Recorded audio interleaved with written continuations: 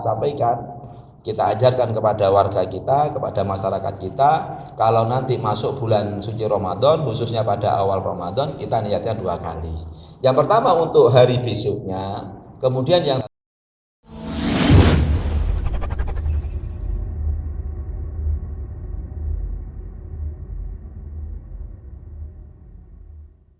Assalamualaikum warahmatullahi wabarakatuh. Halo teman-teman online semua. Kembali lagi dengan Media Muda NU bersama saya Hasibatur Rohmah yang akan menemani malam yang hening ini teman-teman online semua, tentunya dengan obrolan yang bermanfaat. Sebentar lagi dengan hitungan hari lagi kita akan kedatangan tamu yang sangat kita tunggu-tunggu tentunya, yakni bulan yang sangat agung, bulan yang sangat mulia, yakni bulan suci Ramadan. Nah, seperti halnya saat kita kedatangan tamu agung di rumah kita ya. Jadi rumah kita akan dibersihkan, kita mempersiapkan diri pakai baju bagus, terus kita masak, kita beli apa-apa yang akan kita hidangkan kepada tamu agung tersebut. Nah, begitu juga dengan bulan suci Ramadan, kita juga harus punya persiapan dong pastinya. Entah itu persiapan diri, apa-apa saja yang harus kita persiapkan. Untuk kali ini, obrolan yang dengan tema persiapan bulan Ramadan ini, kita akan membahas dengan Ustadz milenial nih. Ustadz milenial, Ustadz yang terkenal di kalangan remaja, dan tentunya Ustadz muda tapi ilmunya yang ya Allah, yang sangat luar biasa sudah. Ini bersama Ustadz Misbahul Umam. Assalamualaikum Ustadz. Pripun kabarnya? Alhamdulillah. Alhamdulillah. Ini Ustadz, sebentar lagi ini kan sudah mau Ramadan Ustadz. Gimana sih pengertian puasa menurut Nahdlatul Ulama itu gimana Ustadz? Bismillahirrahmanirrahim. Assalamualaikum warahmatullahi wabarakatuh. Jadi pertanyaannya sebenarnya bukan menurut Nahdlatul Ulama, gitu. Karena kalau menurut Nahdlatul Ulama mungkin yang lain nanti juga akan iri. Jadi puasa menurut syariat agama. Jadi puasa itu bahasa Arabnya adalah as-saum atau asyam. Dari masdar soma yasumu, sauman atau siaman. Artinya adalah al-imsak. Imsak itu menahan diri. Menahan diri dari segala hal, termasuk menahan diri dari bicara, menahan diri dari tidur, menahan diri dari makan, minum, dan lain sebagainya. Itu secara bahasa. Tetapi secara syariat yang dimaksud dengan puasa adalah al-imsak anil muftirat, ya, menahan diri dari segala sesuatu yang membatalkan ala wajhin mahsusin, atas cara yang khusus yang sudah ditentukan. Itu definisi yang disebutkan di dalam kitab Yaqut Nafis yang ditulis oleh Al-Imam Ahmad Asy-Syadiri. Jadi menahan diri dari segala sesuatu yang bisa membatalkan puasa dengan cara yang sudah ditentukan atau dengan cara yang khusus tadi, begitu. Jadi ada niat, ada yang maksud nanti terkait dengan rukun-rukun puasa. Nah, begitu loh. Jadi ini puasa bukan menurut Nahdlatul Ulama, syariat Islam. Menurut syariat Islam. Jadi puasa itu menahan diri dari apa-apa yang membatalkan puasa dengan yang sudah ditentukan oleh syariat. Sudah ditentukan oleh syariat. Terus Ustadz itu terkait puasa itu kan ada niatnya Ustadz. Niat itu biasanya kalau misalkan ketiduran gitu ndak ikut taraweh Ustadz.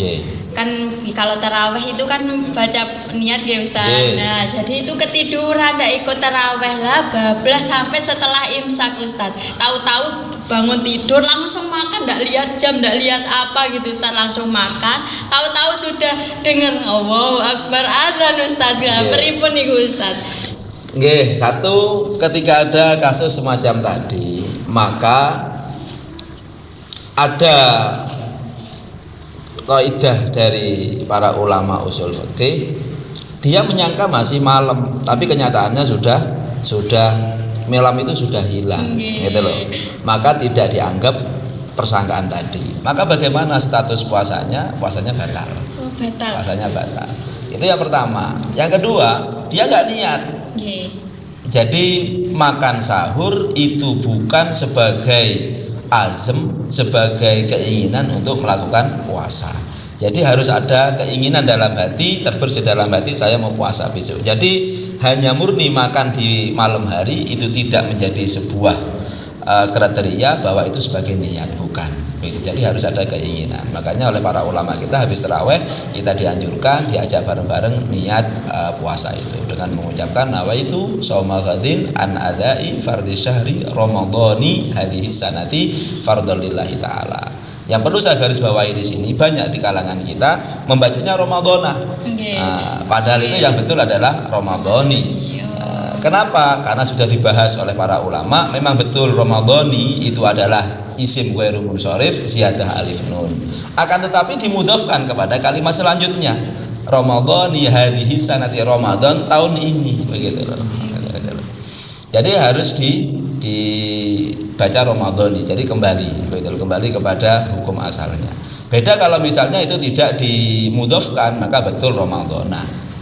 Bisa dibahas atau bisa dibaca keterangannya, mungkin yang ingin mengecek di dalam kitab I'anah atau di dalam kitab Bajuri. Nah, itu ada di sana, maka harus dibaca Ramadhani. Pun juga di dalam Alfiyah juga ada. Monggo. Jadi begitu ya teman-teman online sekalian. Jadi jika meskipun terlambat imsaknya kita nggak tahu, itu tetap batal ya Ustaz. Jadi tetap kodok ya Ustaz. Tetap kodok.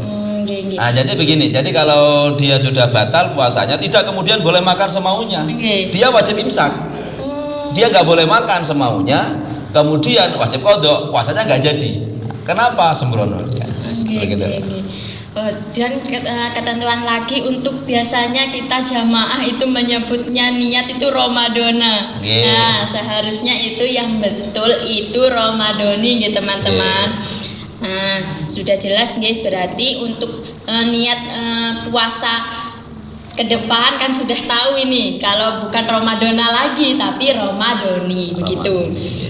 Untuk untuk terkait hutang puasa lagi ini Ustadz, mengkodok terkait mengkodok puasa ini, biasanya kan kaum hawa itu punya hutang puasa nih Ustadz. Hutang puasa itu sampai jatuh ke bulan Ramadannya itu masih belum lunas gitu Ustadz. Pripun Ustadz?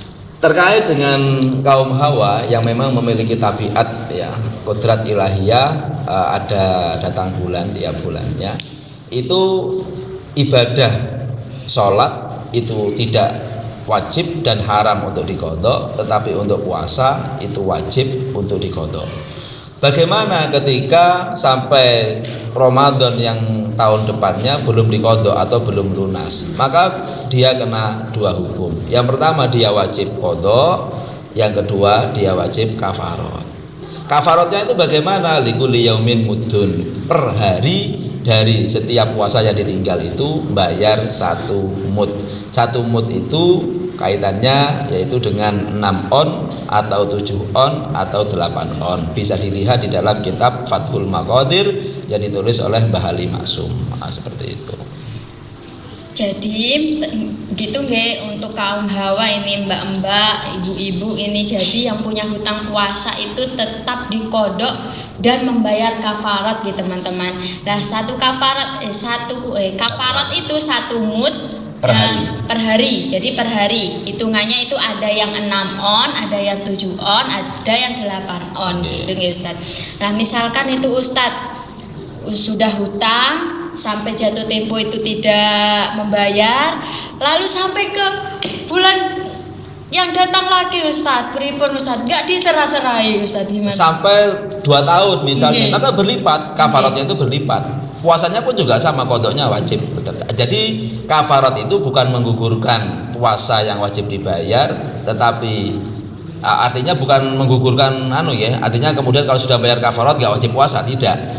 Dia wajib tetap kodok puasa dan dia plus wajib bayar kafarat tadi.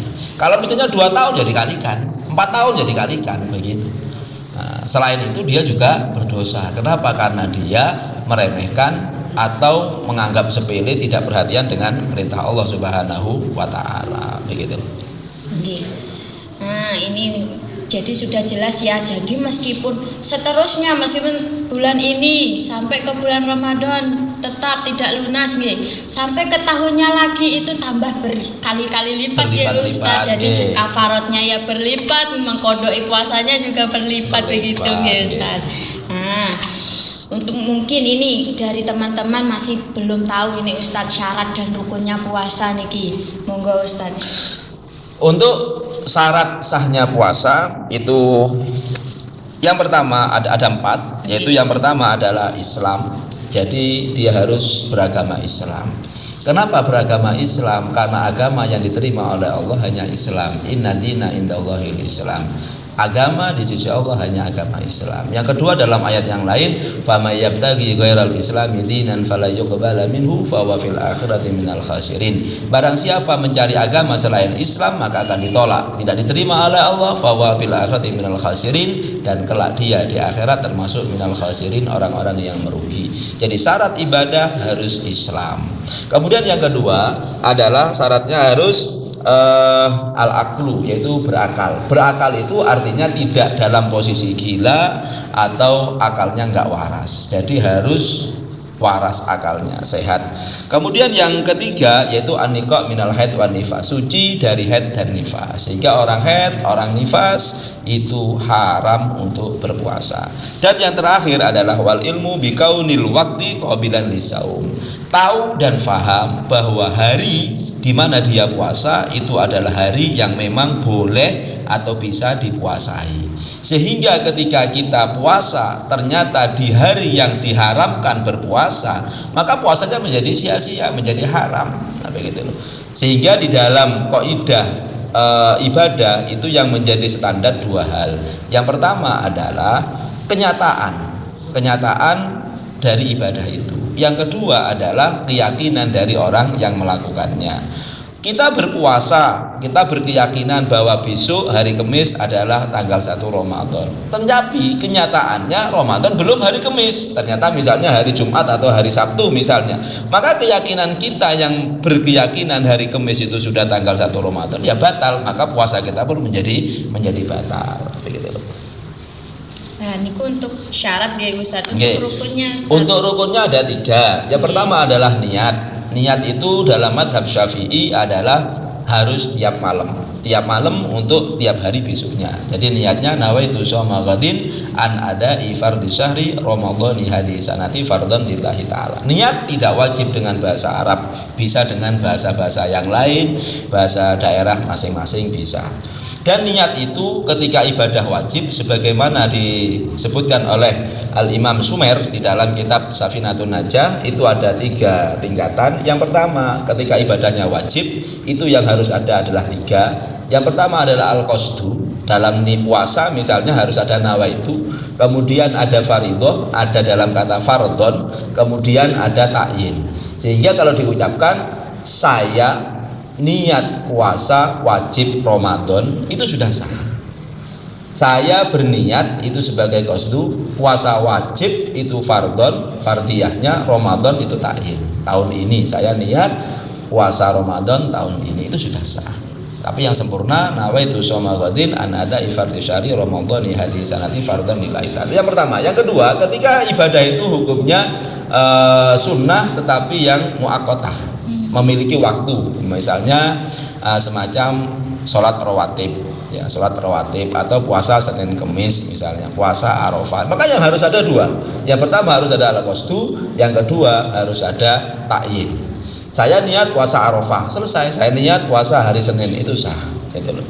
Kemudian yang ketiga, ibadah yang sifatnya umum, mutlak.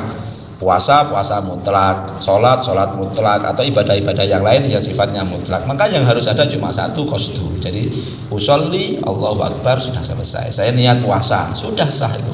Begitu. Nah, itu yang pertama niat. Nah, untuk niat ini mari kita sampaikan kita ajarkan kepada warga kita, kepada masyarakat kita, kalau nanti masuk bulan suci Ramadan, khususnya pada awal Ramadan, kita niatnya 2 kali. Yang pertama untuk hari besoknya, kemudian yang satunya untuk 1 bulan penuh. Untuk hari besoknya dengan niat nawaitu shoma ghadin an ada'i fardhi syahri ramadhani hadhihi sanati fardhan lillahi ta'ala. Habis itu kita niat ittiba kepada Imam Malik, dan itu juga dibenarkan di dalam madhab Syafi'i, bukan kemudian kita lintas madhab, bukan. Di dalam madhab Syafi'i pun dianjurkan untuk berniat selama 1 bulan penuh.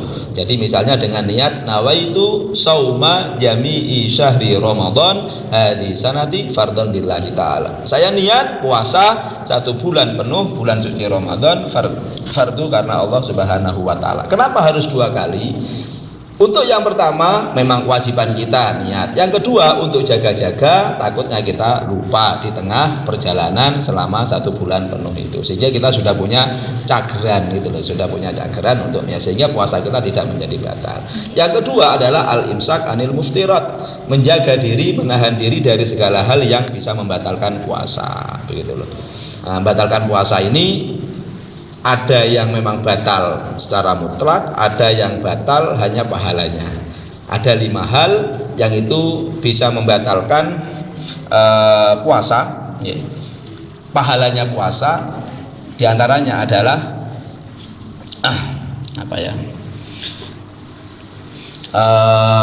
pertama adalah sumpah palsu, kemudian memandang dengan syahwat, kemudian ya Rob, lupa.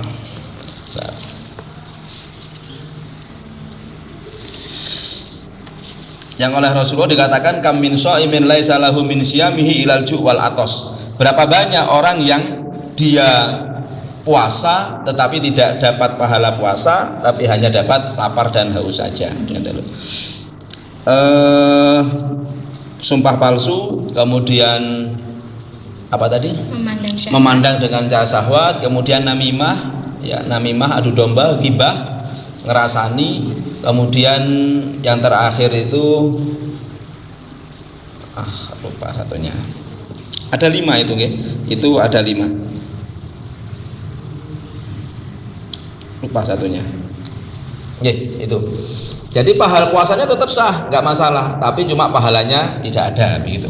Jadi nggak ada pahalanya sama sekali. Khamsatun yuftirna as-sauma, itu hadisnya itu ya. Tadi sudah disiapkan kok, lupa ini. Ya sudah itu. Oke,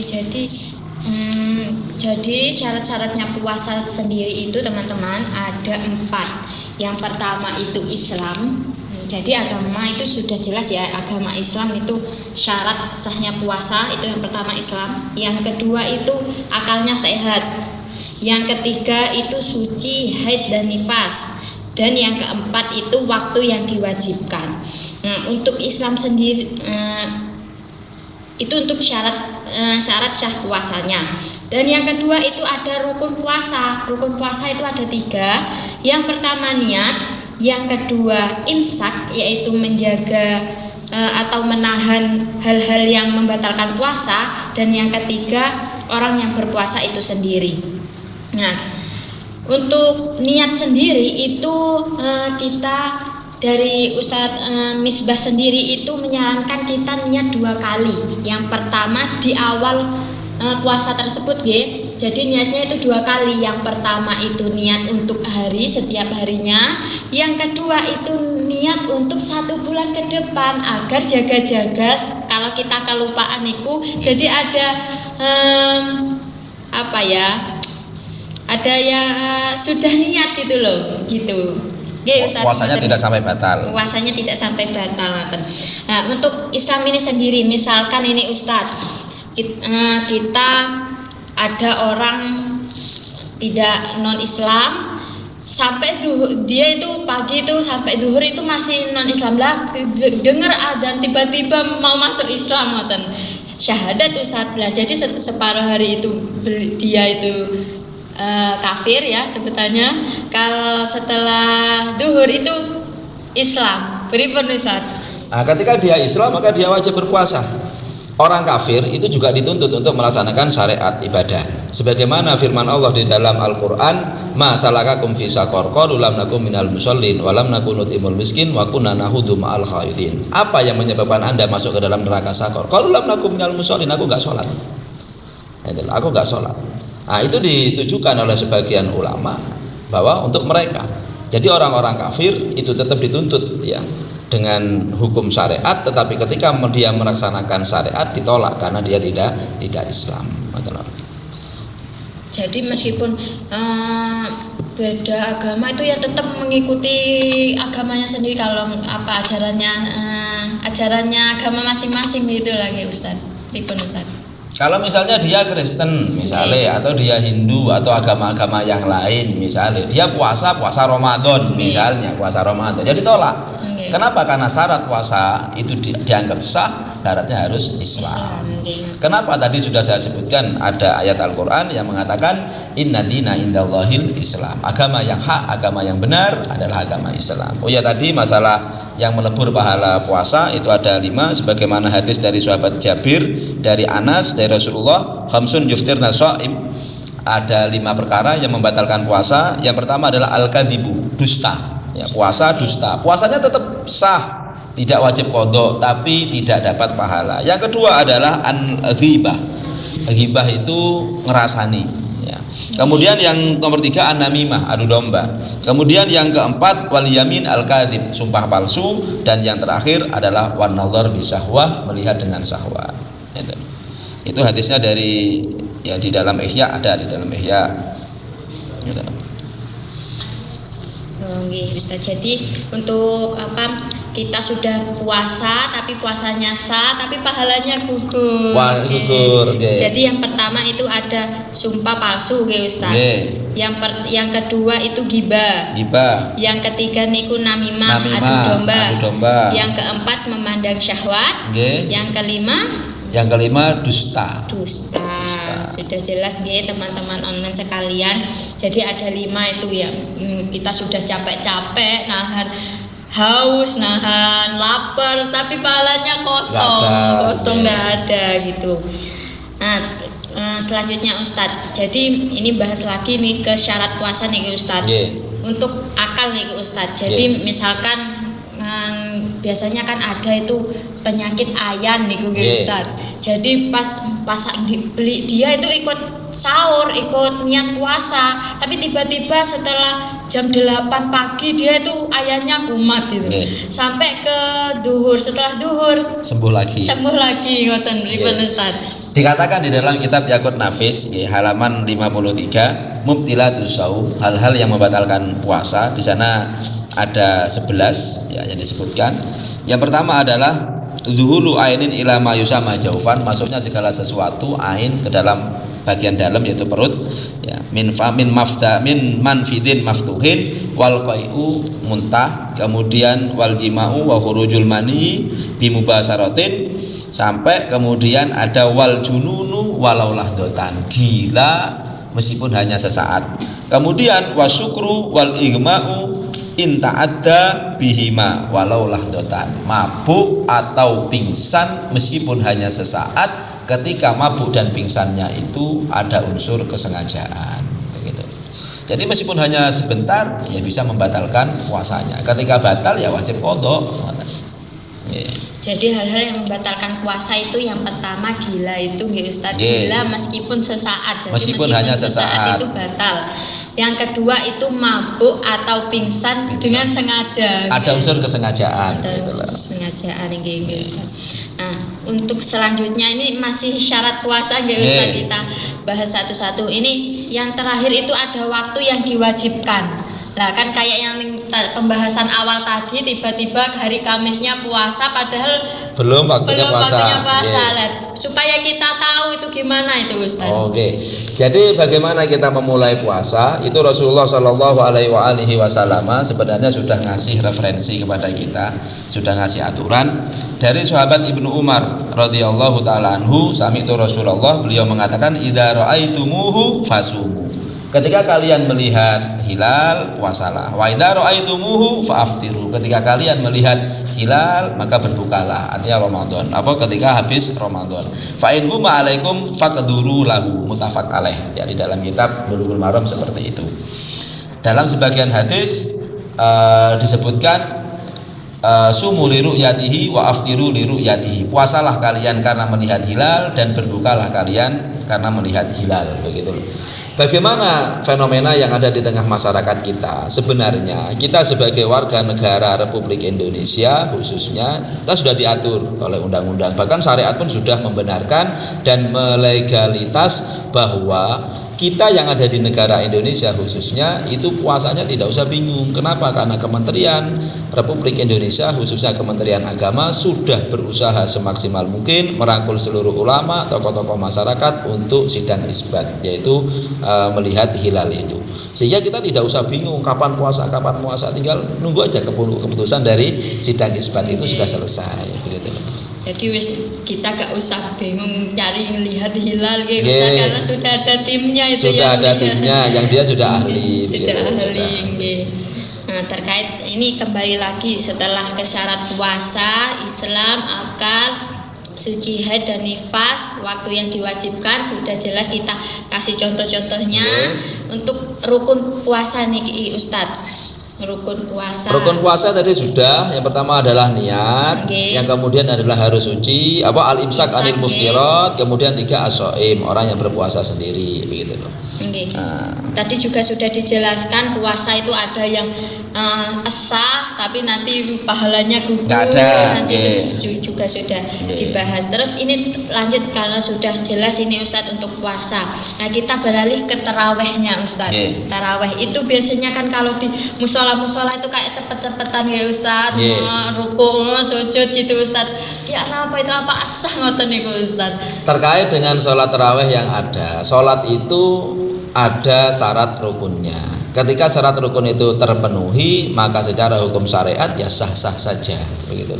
Untuk masalah diterima dan tidaknya itu prerogatif Allah Subhanahu wa taala. Yang penting syarat rukunnya sudah kita penuhi. Bagaimana dengan fenomena sholat sepercepat misalnya tarawih? Ketika itu sudah memenuhi standar minimal syarat rukun yang ada, khususnya tumaninah, ya sudah selesai. Tumaninah pun tidak terlalu panjang, hanya biqadri subhanallah. Kita mengucapkan subhanallah berapa detik? Allahu akbar subhanallah, Allahu akbar subhanallah. Yang penting sudah tumaninah itu terpenuhi, ya sudah selesai. Dan rukun qauli di dalam sholat itu yang pertama adalah takbiratul ihram, yang kedua adalah surat Fatihah lengkap, kemudian yang ketiga adalah tahiyat akhir, kemudian yang kelima, yang keempat adalah mengucapkan salam. Ya. Selain itu adalah sunnah, begitu. Jadi yang wajib itu, yang rukun qauli yang wajib diucapkan itu yang pertama adalah takbiratul ihram, jadi harus Allahu akbar, kupingnya kita itu harus dengar. Kemudian yang kedua adalah surat Al-Fatihah. Kemudian yang ketiga adalah bacaan tahiyat akhir, ya. Kemudian termasuk sholawatnya. Kemudian yang terakhir adalah mengucapkan salam yang pertama. Untuk bacaan-bacaan yang lain, misalnya subhanallah wa bihamdi, subhanallah rabbiyal a'la wa bihamdi, subhana rabbiyal azimi wa bihamdi, doa iftitah atau membaca surat-suratan atau doa ketika sujud duduk di antara dua sujud, itu semuanya adalah kesempurnaan, itu adalah sunnah, gitu loh. Jadi sudah jelas ya teman-teman online sekalian. Jadi meskipun cepat, tarawih super cepat, tapi sudah memenuhi syarat sahnya sholat, itu sudah minimal standar syarat rukunnya sholat. Syarat rukunnya sholat sudah terpenuhi, itu sudah sah gitu. Sudah sah. Ya, jadi yang wajib itu ada 4. Yang rukun qauli yang wajib. Iya, rukun qauli yang wajib itu ada 4. Yang pertama takbiratul ihram, yang kedua al-fatihah, yang ketiga tahiyat akhir, dan sholawatnya, dan sholawat, dan yang keempat itu salamnya. Sudah jelas ya niki, dari puasa, rukun puasa, syarat-syarat puasa hingga tarawih yang super cepat itu sudah kita bahas. Ini Ustadz untuk closingnya ini Ustadz pesan-pesan supaya kita bisa semangat beribadah di bulan Ramadan Ustadz. Sebelum kita akhiri, ya, ada tadi yang kelewatan, yaitu tentang syarat wajibnya puasa. Yang pertama adalah Islam, ada 5. Yang kedua taklif, mukallaf, yaitu akil balik. Kemudian mampu, jadi orang-orang yang tidak mampu, semacam orang yang jumpu, punya penyakit, atau dia pikun, atau dia sering lupa, maka tidak wajib puasa. Kemudian as-sihah, dalam posisi sihat. Kemudian wal iqomah, tidak dalam keadaan perjalanan. Jadi orang, kenapa? Karena orang perjalanan itu ada dispensasi boleh tidak berpuasa. Kemudian ada sedikit lagi hal-hal yang dimakruhkan di dalam sholat, ya, saya kutip dari kitab Yaqut Nafis. Yang pertama adalah al-mubalaghah fil madmadah wal istinsak. Kalau kita berwudu, ketika kita menghirup air lewat hidung atau menghirup air lewat mulut, itu hati-hati, jangan terlalu disangatkan. Itu makruh. Makruh itu sesuatu yang tidak disukai. Kemudian nyicipi makanan, yang banyak nyicipi makanan. Kalau bisa nggak usah, gitu loh. Kalau bisa nggak. Loh kenapa? Nanti kan keasinan, nanti kan kurang begini. Kan tiap hari kita sudah masak, kan bisa ngira-ngira, gitu loh. Untuk closingnya, kita akan masuk di dalam bulan suci Ramadan. Persiapkan diri kita secara zahir dan batin kita. Sambut puasa Ramadan, bulan Ramadan yang akan datang dengan sukacita, dengan penuh kegembiraan, supaya ibadah kita menjadi ibadah yang sempurna, ibadah yang diterima oleh Allah Subhanahu wa taala. Beribadahlah seakan-akan kita akan mati esok hari, sehingga kita akan semangat, tidak kendor dalam ibadah. Untuk masalah dunia kita harus bisa menunda. Ketika tidak selesai hari ini, masih bisa dilanjutkan besok hari lagi, sebagaimana maqalah wa'mal lidunyaka ka'annaka ta'ishu abadan. Beramallah untuk dunia kalian seakan-akan kalian hidup selama-lamanya.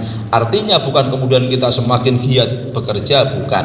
Artinya ketika pekerjaan kita tidak selesai hari ini, masih ada hari esok. Esok gak selesai, masih ada esoknya lagi. Tetapi masalah akhirat, wa'mal li akhiratika ka'annaka tamutu ghadan. Beramallah untuk akhirat kalian seakan-akan kalian akan mati esok hari. Artinya jadikan ibadah kita puasa hari ini, misalnya puasa terbaik yang kita kerjakan saat ini. Kenapa? Besok kita akan mati, belum tentu kita besok akan bisa berpuasa. Begitu juga selanjutnya. Itu yang pertama. Yang kedua, di dalam puasa supaya kita semangat, kita harus ingat bahwa janji-janji Allah di dalam puasa itu luar biasa.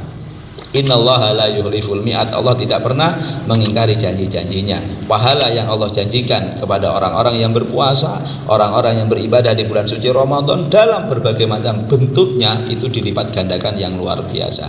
Kita semangat itu semuanya, insya Allah ibadah kita akan semakin semangat karena Allah Subhanahu wa ta'ala. Sudah jelas, ini sudah dibahas syarat rukunnya puasa itu bagaimana, rukunnya, makruhnya, untuk saat ini kita akhiri dengan bacaan alhamdulillah. Semoga apa yang kita obrolkan tadi bisa bermanfaat. Amin. Ya Rabbal. Terima kasih juga kepada Ustadz Misbahul Umam yang sudah menemani kami. Dan untuk teman-teman yang mau bertanya, bisa bertanya di komentar, akan kita bahas di podcast selanjutnya gitu. Jangan lupa subscribe, like dan komen. Cukup sekian. Assalamualaikum warahmatullahi wabarakatuh. Sampai jumpa.